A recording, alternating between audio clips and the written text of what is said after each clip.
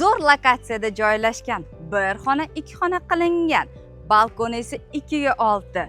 Sebzorda joylashgan, Tarnov milliy taomlarni orqasida joylashgan domimizdan variant chiqdi o'rtoq.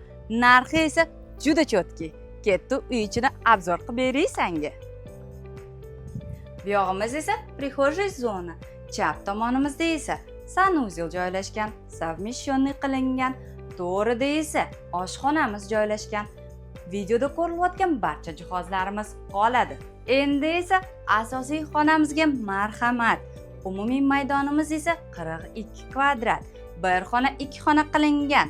Ikkinchi etaj 5 etajli domimizda. Manzilimiz esa Sebzor Tarnov restorani orqasida joylashgan domimiz. O'ng qo'limda esa balkon joylashgan. Spalnik xona qilingan. Bu uyimizni kaliti esa bir kunda beriladi. Narxiga keladigan bo'lsa o'rtoq 57.500. Ulgurib qolsang bo'ldi.